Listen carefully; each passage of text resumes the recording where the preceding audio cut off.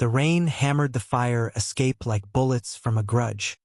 But Mason didn't hear it over the shatter of glass in his chest. He clutched the phone like it was Oliver's hand, thumb hovering over the send button, the words "miss you tonight" blurring through fresh tears. When the reply buzzed back, "Me too, babe. What are you wearing?" Mason's world cracked open, because Oliver had been dead for 6 months, buried under a gray sky in Queens Cemetery, and no one else knew that stupid inside joke about his ratty Metallica tee.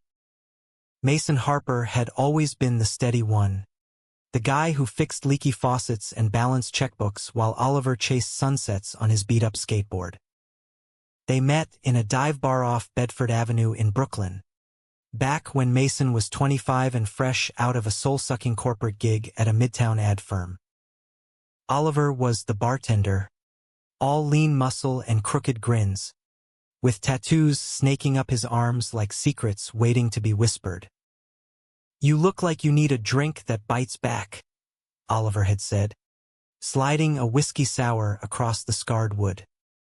Mason laughed for the first time in weeks, and just like that, they were tangled up in each other, late-night walks along the East River, stolen kisses in Central Park under the cherry blossoms, and promises scratched into fogged-up car windows during road trips to the Catskills.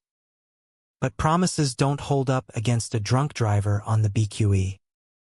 Oliver was coming home from a late shift at that same bar, his phone lighting up with Mason's "hurry back, love you" text, when some asshole in a black SUV swerved lanes. The cops said it was instant. Mason didn't believe them. Nothing about losing Oliver felt instant. It was a slow bleed, every day ripping open the wound anew. That's why the text started. A month after the funeral, after the casseroles stopped coming and the well-meaning friends faded back to their lives, Mason found himself alone in their cramped one-bedroom, the walls echoing with ghosts. Oliver's number was still in his contacts, undeleted, a digital phantom. One night, buzzed on cheap Merlot, Mason typed, "The bed's too big without you." He hit send before sanity kicked in, then laughed bitterly at himself. But the phone vibrated. "Tell me about your day," came the reply. Mason's heart seized. It had to be a glitch, some forwarding service bullshit. He texted back, "Who is this?" No answer. The next night, he tried again. "Oliver? Is that you?" Silence. But then, "Rough day at work." "Yours." And so it went, a fragile ritual. Every evening at 10:47 p.m., Oliver's shift end time, Mason poured out his grief, and the mystery number echoed back with empathy, flirtation, fragments of normalcy that felt like air after drowning. First, Mason thought it was cruel cosmic irony. Maybe Oliver's family had the number reassigned, some poor stranger getting bombarded with a dead man's love letters. But the replies were too attuned, too Oliver-esque, dry humor about bad tippers, emojis of skateboards and sunsets, even a "remember that time in the Hamptons?" That made Mason's stomach twist because yeah, he did, the salt on their skin, Oliver's laughter mixing with the waves. He didn't block it. God help him, he craved it. In the hollow hours when Brooklyn's sirens wailed like accusations, those texts were his lifeline, a bridge to the man he'd lost. Work kept Mason afloat, barely. He was a graphic designer now, freelancing from a co-working space in Williamsburg, churning out logos for craft breweries and indie bands. His boss, a no-nonsense queer woman named Lena, noticed the shadows under his eyes. "You look like shit, Harper," she'd say, shoving a kale smoothie his way. "Date night with a ghost?" Mason would force a smile, but inside, The questions gnawed. Who the hell was on the other end? A hacker? A prank? Or, whisper it, something more? One crisp October evening, as leaves skittered across McCarran Park like forgotten confetti, Mason sat on their usual bench, the one etched with O+M forever, in Oliver's sloppy script. He typed, "Wish you were here. It's fall. Your favorite." The reply came swift. "Apples and hoodies." "Tell me a secret." Mason's fingers trembled. This wasn't random. He fired back, "Stop pretending." "Who are you?" A pause. Then, "Someone who gets it." "Lost someone too." "What's your secret?" Against his better judgment, Mason spilled, "I keep his skateboard in the closet. Haven't touched it since." Dots danced. Then, "Mine's a leather jacket. Smells like him still." That night, Mason didn't sleep. He scrolled through old photos, Oliver mid-jump on his board at Coney Island, wind whipping his blonde curls, the two of them at Pride, rainbow flags whipping in the wind, arms locked like they'd conquer the world. By morning, resolve hardened. He needed answers. Dialing the number, he braced for a stranger's voice. It rang twice. "Hello," a guy's voice, soft, hesitant, laced with a faint southern drawl that Oliver never had. "This is Mason." The one texting. Silence stretched, then a breath. "Shit. I didn't mean for this." "Who are you?" Mason demanded, pulse thundering. "Name's Riley. I got this number 6 months ago. Your messages. They just hit different. Riley." The name landed like a stone in still water. They talked, awkward at first, voices cracking over the line. Riley was 28, a barista in the village, originally from Atlanta but chasing dreams in the city. He'd lost his brother to overdose 2 years back, and the texts from Mason felt like echoes of his own unspoken pain. "I should have said something sooner," Riley admitted. But it was like talking to a friend who understood. Mason hung up feeling unmoored, a mix of relief and betrayal churning in his gut. No ghost, just a kind stranger playing therapist. But when the texts resumed that night, "Heard your voice. It's nice." Mason didn't stop them. Riley's words wove in, gentle and probing, drawing out stories Mason hadn't voiced since therapy. About Oliver's laugh, like gravel and honey. About the tattoo on his ribcage, a compass pointing home that Mason traced with his tongue in the dark. Weeks blurred into a tentative rhythm. Coffee meetup? Mason's inner voice screamed no, but his feet carried him to Washington Square Park on a drizzly Saturday. Riley was there, leaning against the arch, tall and wiry with messy auburn hair and eyes the color of faded denim. He handed Mason a steaming cup, black, 2 sugars, just how Oliver liked it. "Guest," Riley said with a shy grin. They walked, talking about everything and nothing. The best falafel trucks, the ache of empty holidays, how New York chews you up but spits out diamonds if you let it. Attraction sparked, unbidden and guilty. Riley's hand brushed Mason's as they dodged puddles, and Mason didn't pull away.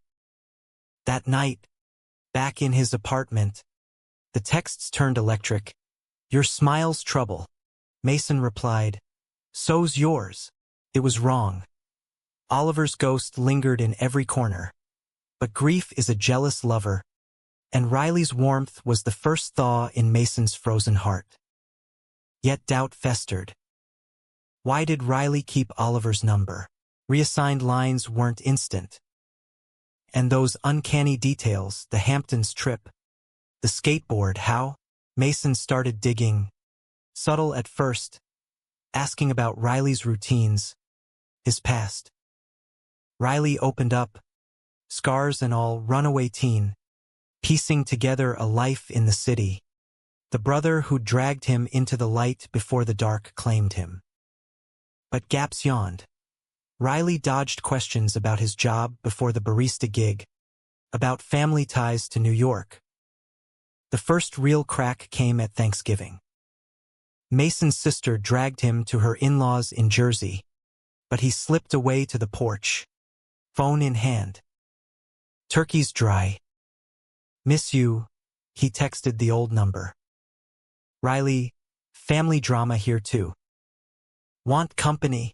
An hour later, Riley showed up unannounced, pie in hand, eyes bright with that easy charm. They escaped to a dive bar, shots of bourbon loosening tongues. Riley leaned in, breath warm. "You're healing me. You know that."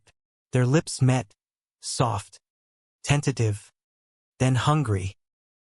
Mason tasted salt and possibility, Oliver's memory a distant ache. But as they stumbled back to Mason's place, Riley's phone buzzed.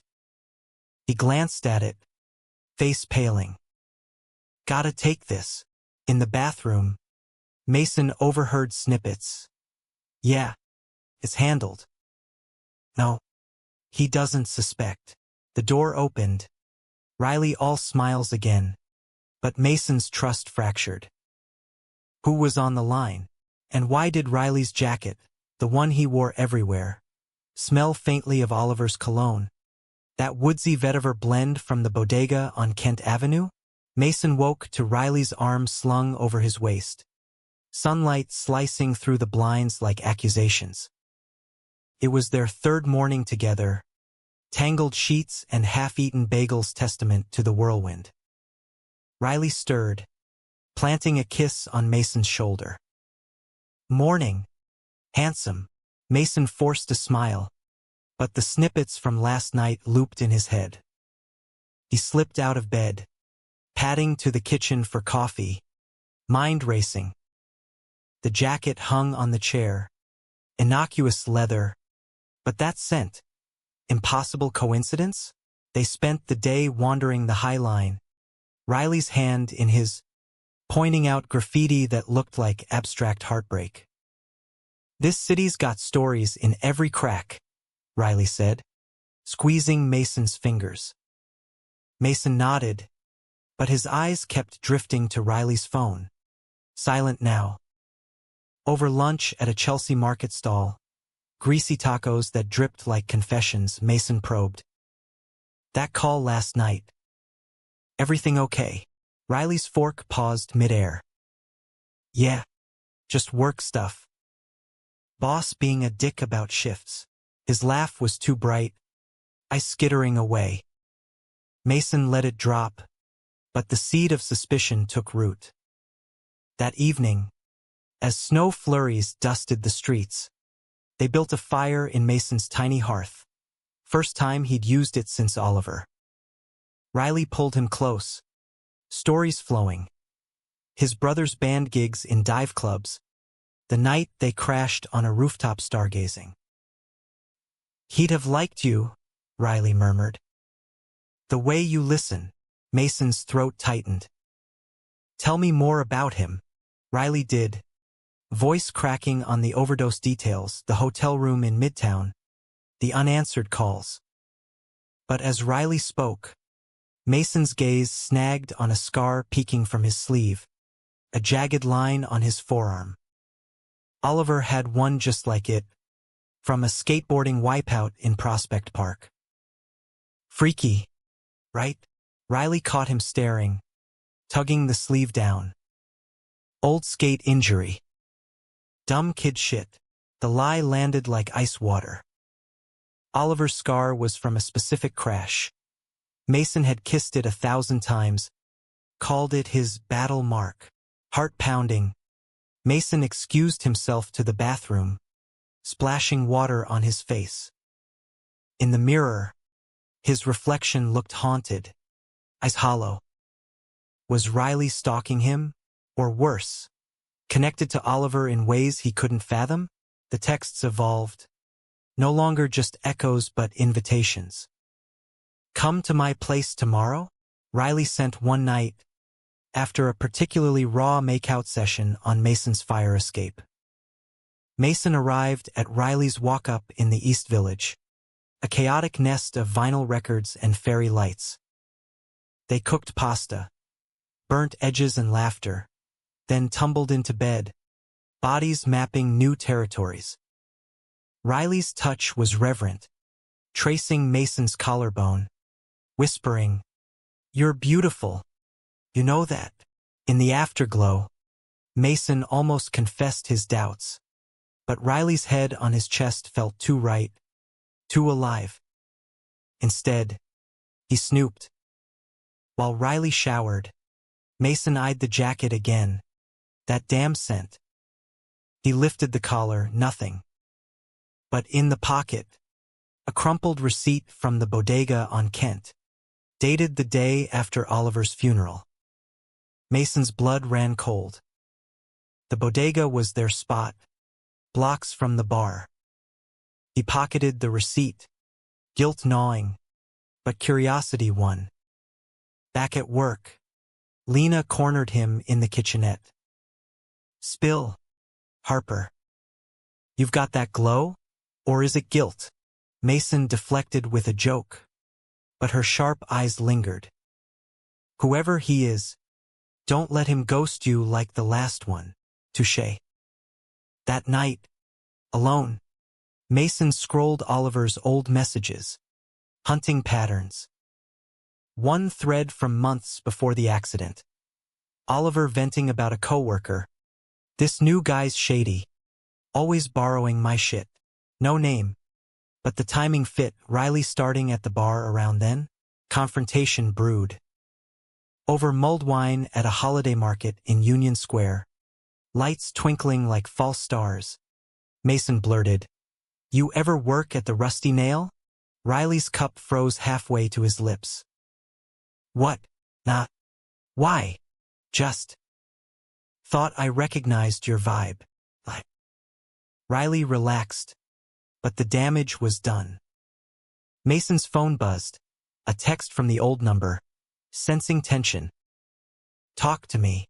It was Riley, of course, but the dual lines blurred, making Mason question his sanity. Christmas Eve sealed the shift. Riley showed up at Mason's door with a wrapped gift, a vintage skateboard keychain, engraved "Ride On." Mason's chest caved. "How'd you know?" Riley shrugged. "You mentioned it once." But Mason hadn't. Not in the texts. Not out loud. They made love by the tree, slow and aching, Riley's tears mixing with Mason's on the pillow. "I think I'm falling," Riley whispered. Mason echoed it, but as Riley slept, he checked the phone logs. The old number had forwarded calls to Riley's line months ago.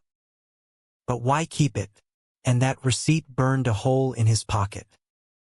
New Year's brought the storm. Fireworks popped over the skyline as they kissed on a rooftop party in Bushwick. But Mason pulled back. "We need to talk." Riley's face fell. In the corner, away from the bass-thumping crowd, Mason laid it out. The scar, the scent, the bodega. Riley paled, then laughed. A hollow, broken sound. "Jesus, Mason. It's coincidence. I'm not some psycho. Prove it." Mason shoved the receipt forward. Riley's eyes widened. "Where'd you?" He snatched it, crumpling it further. "This isn't what you think." "Then what?" Silence stretched, the city's cheers mocking them. Finally, Riley sighed. "Oliver. He was my cousin." The word detonated. Mason reeled back, the rooftop spinning. "What the fuck?" Second cousin. Distant. Family from Atlanticide. I didn't know about you until the number transferred. His folks gave me his stuff, jacket, phone plan. I saw the texts coming in, and I couldn't ignore them. You sounded so broken. Lies stacked on lies. Oliver had no family in the South. He was an only child, parents gone young. Mason's voice shook. Bullshit. He never mentioned you. Because we weren't close. Summer visits as kids. That's it. Riley reached for him, but Mason jerked away. Please. Believe me. The fight spilled into the street. Cabs honking as Mason stormed off. Tears freezing on his cheeks. Back home, he blocked both numbers, the apartment closing in like a tomb. Days bled into weeks, radio silence from Riley, Mason burying himself in deadlines, Lena's worried glances turning to interventions. You're spiraling, kid. Call him, but pride held. Until Valentine's, when a knock echoed at dusk. Riley stood there, snow-dusted, holding an envelope. Read this. Then decide. Mason slammed the door, but curiosity pried it open later. Inside, a letter in Oliver's handwriting, yellowed, dated a week before the crash. If anything happens, tell Mason I left the cabin keys with Riley. He's family, the only one who gets it. Love him for me. Mason's knees buckled. The cabin, their secret spot in the Adirondacks, where Oliver proposed with a ring from a gumball machine. Riley knew because Oliver trusted him. But why the secrecy? And the texts? Riley's replies weren't echoes. They were Oliver's words, gleaned from journals or voicemails. Fury ignited. Mason texted the blocked number from a new app, the cabin. Now, no reply. He drove upstate that night, tires chewing snow-slick roads, heart a war drum. The cabin loomed dark, smoke curling from the chimney. Riley was inside, silhouetted against the fire, looking smaller, defeated. You lied, Mason accused, bursting in. About everything. Riley didn't deny it. Not everything. The pain, that's real. He handed over a box. Oliver's journals. Pages filled with sketches of Mason sleeping. Notes on their future. A house in the Hudson Valley. Kids maybe. Adopted. And tucked in the last one, a letter to Riley.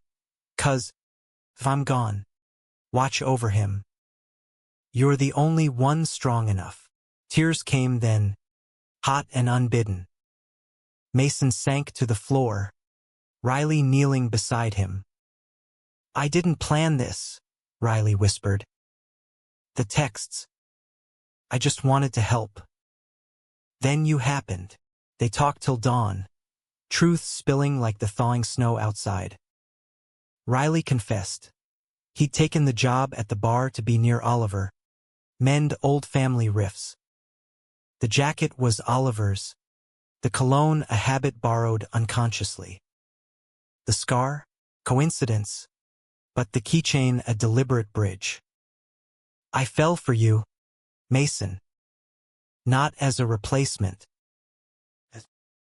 Me. Dawn painted the windows gold, and Mason leaned in, forehead to forehead. Stay. It wasn't forgiveness.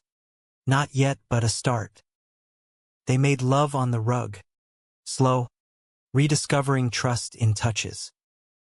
But as Riley slept, Mason found the final journal entry. Scrawled in haste, Riley knows the truth about Dad's will. Don't let him near it. Mason deserves it all. The betrayal loomed, a shadow in the light. Spring crept into the city like a hesitant lover, tulips pushing through Manhattan's concrete cracks as Mason and Riley navigated their fragile new normal. The cabin weekends stretched into weekends plural. Hikes along frozen lakes melting into wildflower meadows. Nights where Riley's stories filled the silences Oliver left. Mason learned Riley's rhythms. The way he hummed Johnny Cash off-key while scrambling eggs. How his fingers drummed tattoo beats on the steering wheel during drives to Woodstock for flea markets. It was easy, almost too easy, to fall into this. Lazy Sundays binging old rom-coms on the couch. Riley's head in his lap. Mason's hands carding through that auburn mop. But the journal's warning festered, a splinter under the skin. Mason hadn't confronted it yet, telling himself it was paranoia, grief's ugly echo. Oliver's dad, long dead from cancer, had left a modest inheritance. The Brooklyn apartment, some stocks, enough to keep dreams afloat. Oliver mentioned it once. Offhand, "It's ours, babe. For the house, the life, no cousins in the mix." So why the note? Mason started small, casual questions over breakfast. "Oliver ever talk family money?" Riley's knife paused on the toast. "Nah, we weren't that close." "Why?" "Just curious." That night, after Riley crashed early from a double shift, Mason rifled through the box again. More entries. Oliver venting about family vultures circling. A vague reference to Riley sniffing around Dad's papers. Mason's stomach knotted. He snapped photos, emailing them to Lena for safekeeping. In case shit hits, their first real date as us. Not rebounds. Not ghosts was at a queer poetry slam in the Bowery. Riley recited a piece he'd written. Voice steady over the mic. Lines about bridges burned and rebuilt. Eyes locking on Mason in the crowd. Applause thundered. Mason pulled him into a kiss backstage, tasting vulnerability and ink. "That was for you," Riley murmured. They walked home buzzed on cheap wine. Hands linked, the city pulsing with possibility. In bed, Riley traced Oliver's compass tattoo on Mason's rib. Faded now, but alive under his fingers. "Does it hurt, talking about him?" Mason shook his head. "Less. With you. Truth. Mostly." But as Riley's breath evened into sleep, Mason stared at the ceiling, the splinter digging deeper. Conflict erupted on a humid May afternoon, thunder rumbling over the Hudson as they picnicked in Riverside Park. Mason, emboldened by a second glass of rose, laid the journal page on the blanket. "Explain this." Riley's face drained of color. Pick unfolded forgotten. Mason, don't let him near it. That's what Oliver wrote. "About you." Riley rubbed his temples, eye squeezing shut. "It's not what it sounds like. Uncle Ray, that's Oliver's dad, he owed my dad money. Old business crap from Atlanta. When he died, the will got messy. Oliver handled it, cut me out. Said it was clean. And you resent that?" Mason's voice sharpened, picnickers glancing over. "No, God, no. I came to New York for him, not the cash. But yeah, it stung. Family's supposed to stick." Riley's eyes pleaded. "I never asked for a dime. When Oliver died, his lawyer called, said there was a codicil, something about dividing if there was a partner." He reached for Mason's hand. "You." The air crackled, rain spitting first. Mason yanked back. "So you wormed your way in? The texts, the jacket, playing the grieving cousin to get close. Fuck." Mason. "No." Riley stood, voice rising with the wind. "I loved him like a brother. And you. I fell because you're you. Strong. Funny. The way you light up at bad horror flicks. Tears mixed with rain on his cheeks. But if you think it's a con, walk. I won't chase. Mason walked. Soaked to the bone. He cabbed home, the journal burning in his bag. That night, alone, he called the lawyer, a stuffy voice confirming, yes, the will named Mason sole heir. No mentions of Riley. Relief washed, but so did shame. Had he projected betrayal onto kindness? Riley's texts resumed, halting, then steady. I get why you doubt. But I'm here. Mason ignored them, diving into work. A big campaign for a queer youth nonprofit. Designs pulsing with color and hope. Lena noticed the edge. Fight with the boyfriend? Over beers at her place. Mason spilled the journals, the will, the fear. Sounds like trust issues. Harper. Oliver's gone. Don't let his baggage bury this. Wisdom stung. Memorial Day weekend. Mason drove to the cabin alone, needing space. The place felt sacred. Walls whispering memories. Oliver's proposal. Awkward and perfect. On one knee with that gumball ring. Mason lit a fire. Oliver's skateboard propped by the hearth like a sentinel. In the loft, he found a hidden drawer, letters, photos, and a USB drive labeled, for him if. Plugging it into his laptop, Oliver's face filled the screen. Tired but smiling. Filmed months before the crash. Hey, love. If you're watching, shit went south. Don't hate me for the secrets. Family crap. You know, Riley. He's good people. Distant cousin. But he gets the mess. If he's around, trust him. He helped me sort the will. Made sure it's yours. All of it. I love you, Mason. Ride that board for me. Build the life. Tears blurred the pixels. Oliver's laugh echoed. Gravel and honey. Mason played it on loop. Grief cresting like a wave. Dawn broke as he texted Riley. Come up. We need to talk. For real. Riley arrived at noon. Tentative. Arms full of groceries. Peace offering lasagna. They cooked in silence. Tension thick as the sauce. Over plates by the fire. Truths poured. Riley admitting he'd pushed Oliver on the will once. Out of desperation. His brother's funeral debts crippling. He forgave me.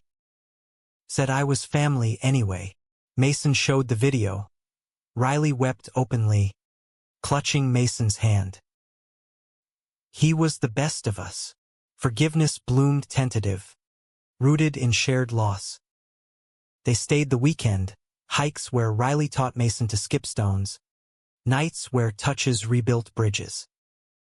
Back in the city, summer heat wave hit, and so did passion. Rooftop barbecues with friends, sweat-slick skin under firefly lights, Riley's whispers of I love you against Mason's neck.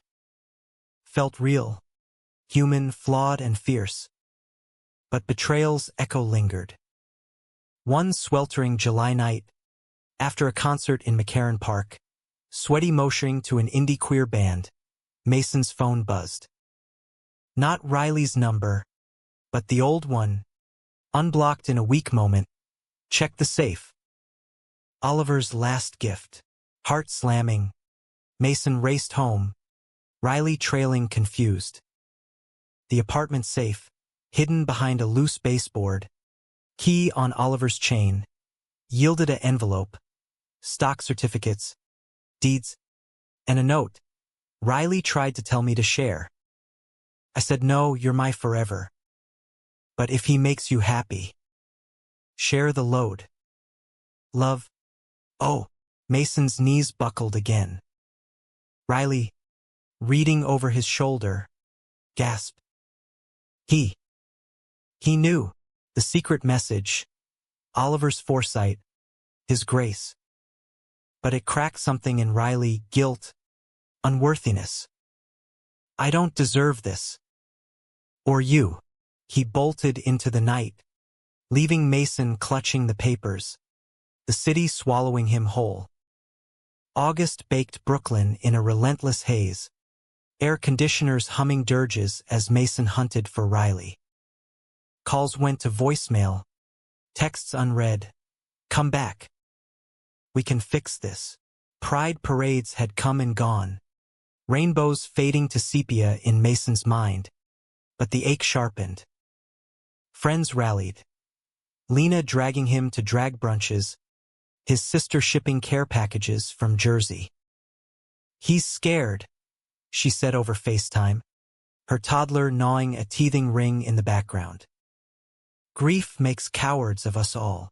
Mason revisited the journals, piecing the puzzle.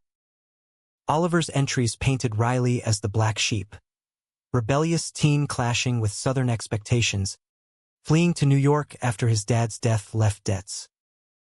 Oliver, ever the fixer, had bailed him out once, quietly. The will push, a desperate grasp, not malice. He's lost. Like me, Oliver wrote. Don't let him drown alone. Mason's heart twisted, Oliver's humanism shining through, even in death. A week in, a tip from the barista grapevine, Riley crashing at a buddy's in Astoria. Mason showed up at dusk, the Queensboro Bridge glowing like a promise in the distance. The apartment reeked of weed and takeout. Riley sprawled on a futon, eyes bloodshot. Go away, Mason. I'm poison. Bullshit. Mason dropped the envelope on the coffee table. Deeds split half and half. Mason's doing. Oliver wanted this. For us. Riley laughed bitterly, sitting up. Us? You think I can just waltz in on his life? His love. He gestured wildly. I'm the fuck-up cousin who mooched, who texted a dead man's line like some creep. You helped me breathe again. Mason knelt, voice steady. Those replies, they weren't Oliver. They were you. Kind, funny, real. Riley's facade crumbled, sobs racking him. Mason held him through it, raw, ugly grief for brother lost, cousin gone, self-loathing. I fell because you saw me, Riley choked. Not the mess. They talked till the city lights blurred, truths bared like open wounds. Riley confessed the full betrayal. After Oliver's death, desperation had him contact the lawyer, angling for a cut. Not greed, but survival. Rejected, he'd taken the number, intending to sell it for quick cash. Then Mason's texts arrived, shattering that plan. Your pain. It mirrored mine. I kept it to listen. Then to connect. Forgiveness wasn't a switch, but a path. Mason pulled him up. Come home. Astoria to Brooklyn. The subway rattled with their silence, hands brushing tentative. At the apartment, the air shifted, Riley's things migrating back. A drawer here, a toothbrush there. They burned the journals in the hearth, ashes swirling like released spirits. To new stories, Riley toasted with cheap champagne. Fall deepened the bond, leaves carpeting the parks in crimson confession.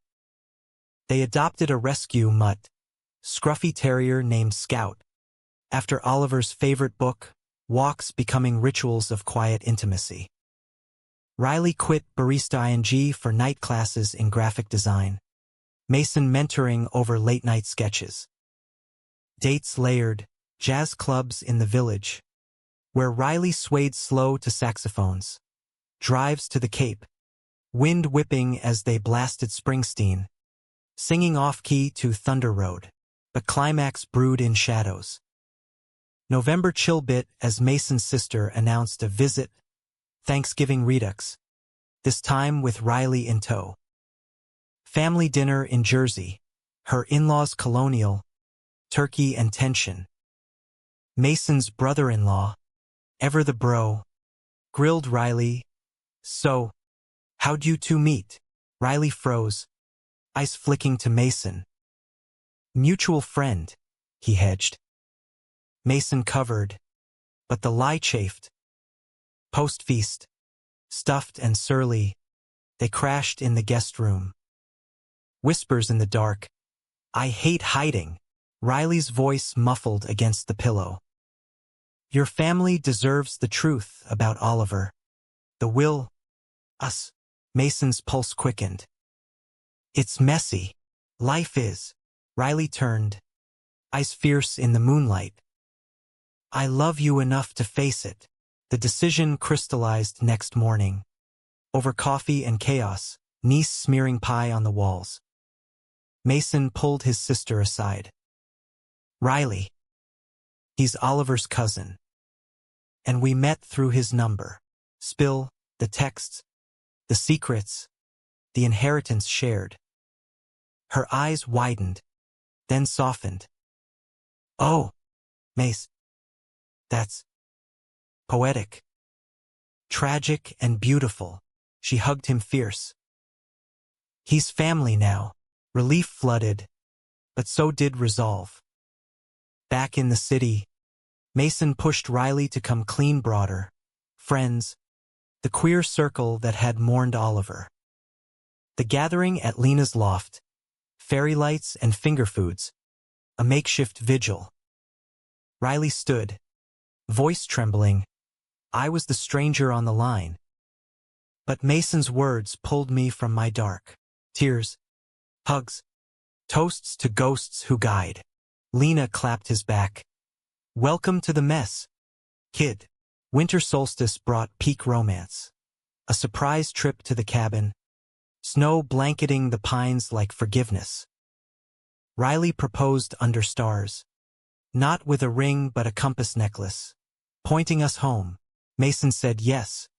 Yes to the future. To scars and all. Yet betrayal's final thread unraveled in January frost. A letter arrived, certified, from Atlanta. Riley's mom, eyes long closed to her son's life, claiming a share of the will via some obscure family trust. Blood over bonds, she wrote, venom in ink. Riley crumpled it, face ashen. She knew about Oliver's dad. Used me to get close. Rage boiled. Mason's hand on his. Steady. We fight it. Together. Lawyers looped in. But the real battle was internal. Riley's shame resurfacing. Doubts whispering he was cursed. Nights turned stormy. Arguments flaring. You think I'm using you again? Riley yelled one blizzard night. Slamming the door. Mason chased into the whiteout, grabbing his arm. No, I think you're scared. But we're stronger. Pinned against the building, breath fogging. Riley broke. What if I lose you too? Mason kissed him fierce, snow melting on their lips. You won't. Oliver gave us this for a reason. The lawsuit dragged, but love fortified. Court dates in stuffy midtown offices. Riley's hand in Mason's. Testimonies weaving their tapestry. Texts as therapy. Inheritance as intent. The judge, a no-nonsense dyke with a Brooklyn accent, ruled swift. Love's will trumps blood's greed. Victory tasted bittersweet. The check for Riley's mom a pittance, but the win a declaration. Spring equinox. They scattered Oliver's ashes, delayed ritual, at the cabin lake, scouts splashing at the shore. To Bridges, Mason toasted, Riley's arm around him. But as petals drifted on the water, Riley's phone buzzed. A final text from the old number, somehow unforwarded. Proud of you both. Ride on. Glitch? Ghost? They laughed. Tears mingling. Choosing belief in magic. Summer 2026 dawned electric. New York shedding its skin for Pride's fever. Mason and Riley Dove in floats on the parade route. Rainbow face paint smudging in sweat.